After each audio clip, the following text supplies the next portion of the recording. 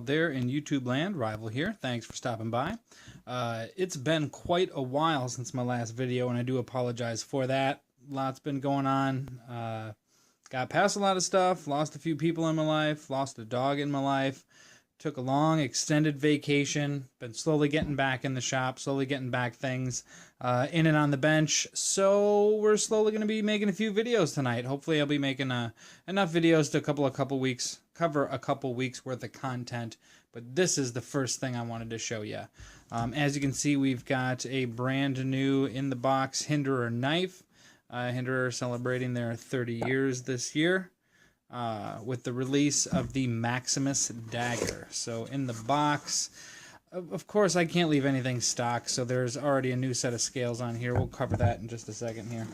But you get your standard tactical peanuts, you get your assembled bicard. I'll tell you what, last year I got the MP1 when they were just releasing that. This year they went so far as to just print KJ's signature on the card itself. You can't even sign it and hand assemble and tuned by whatever. They're getting bigger, they're getting more busier, saving some time here and there. But your standard offering, Hinderer box, nothing crazy, nothing special. Same box my MP1 came in, same box XM18 comes in.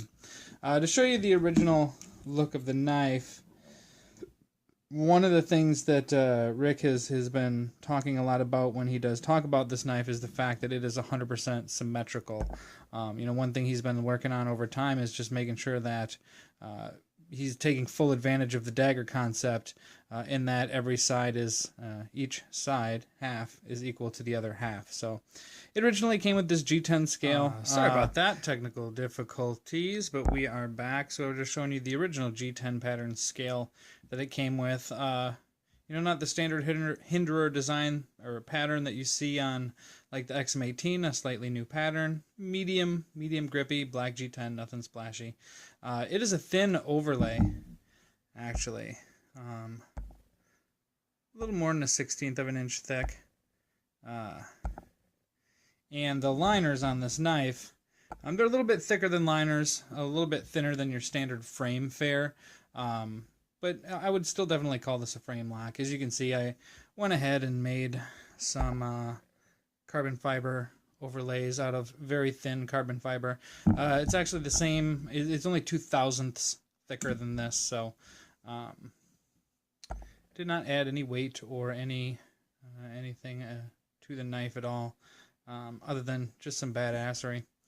But yeah, this is actually about the knife itself. So anyways, you've got a fully symmetrical scale, fully symmetrical frame, and then a fully symmetrical dagger ground blade, and that is definitely the highlight of this. So I know there's definitely a lot of states where you're just not going to be able to carry something like this.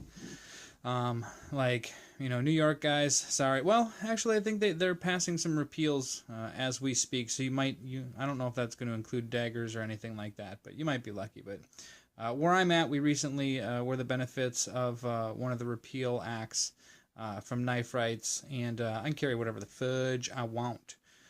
So this dagger grind is very appealing. It's a somewhat thin blade. It's just under an inch wide. It's 3.5 inches long if you go tip to pivot. Actual cutting edge is about 3.3 inches long. To give you an idea of size and width and such, here's like a 5.62. It's pretty much the same length as a 5.62. I'll put the full tech specs below for blade length, handle length, overall length. But it's a medium-sized folder. It's a lot skinnier than, say, the 5.62. Width-wise, it's just a hair thinner, especially with the G10 overlays. So it's not obtrusive in your pocket at all. It carries rather low. Not quite a deep carry.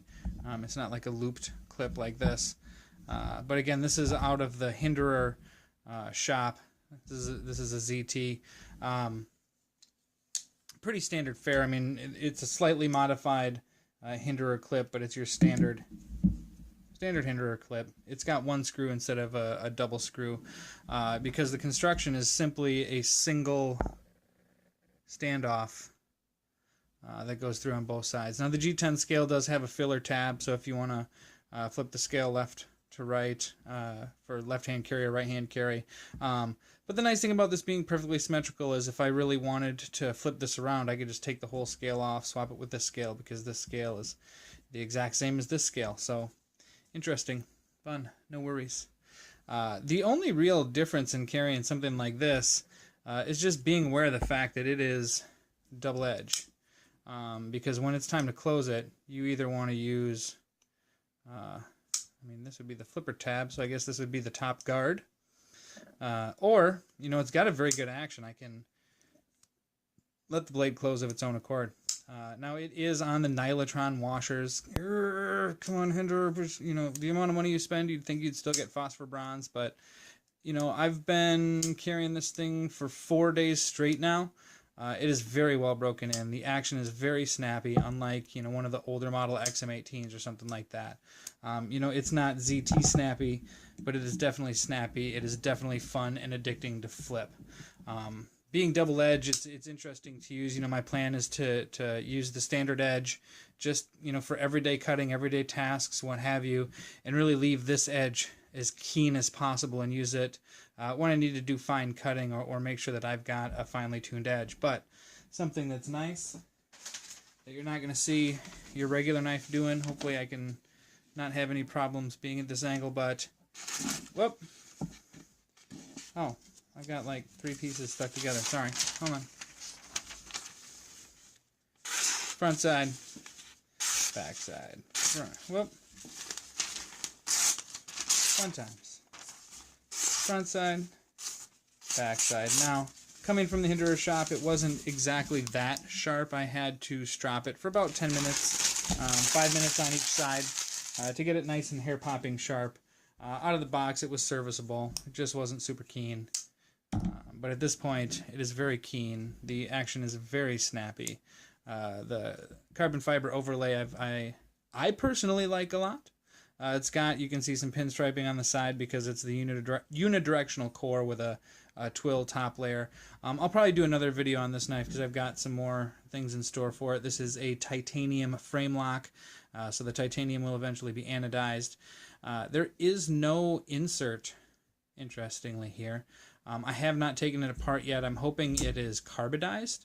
I'll tell you what, it is not sticky in any way, shape, or form, and I did add some nano oil to it, and I have no lock stick issues whatsoever.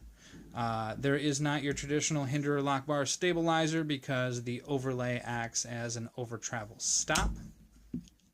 I mean, you can see I'm flipping it with my left hand, no problem. I'm not a lefty, so the action is very good. It's skinny, you know, because the blade is skinny, so it's very nice to hold and thin profile in the pocket, being that everything's symmetrical. You don't have, you know, a lump on one side of your pocket or anything like that. It rides very well. To compare it to something else of similar size, you saw the 5.62 is a little fatter than this. And Umnumzan is about exactly the same size. The blade of the Umnumzan is a little bit wider than the blade of this, but it's nearly identical in size, only this is 4 ounces. So that's an incredible weight, and you can tell when you pick it up. I mean, it definitely feels lighter than you would expect it to feel.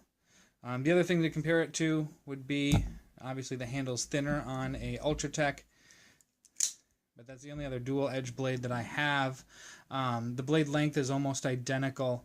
Blade width, the Hinderer beats it just by a hair, and that Hinderer has 20 CV steel, CPM 20 CV steel. So very good quality steel. I've not used it long term. I do have another knife with the 20 CV. It's on one of the Quaybacks. They've been using it for a while now, and I've seen it plenty of other places as well. Standard Hinderer pivot. Yeah, so the titanium clip, like I said, it's a single screw construction. So bolts in here, the scale bolts in on the other side. The actual scales, you can see there's a little tab space So for you guys that like your steel flame filler tabs and all that jazz, you can still have that going on. I don't know what else to say about this knife. I really, really like it. A couple of years ago, I probably would not have expected I would be into something like this, but just knowing it's legal is half the fun. At least in my area, know your local life laws. I'm not endorsing anything. Know your laws. Carry legally. But man, it is fun to carry, fun to use, interesting to put out. I'm waiting for the day that I forget that it's double edged and I just go to close it and bam, cut myself. But it hides completely in the handle, which is amazing. The handle is very appropriately sized to cover the blade. It's not so visibly noticeably longer than this, especially the fact that he's got the scale where it dips down a little bit here, kind of gives you the illusion of more blade, more hilt. You do got these nice, I guess you could call them choils or large sharpening swedges, but those lead in to the edge is very useful for, it's going to be useful for sharpening and resharpening, very practical.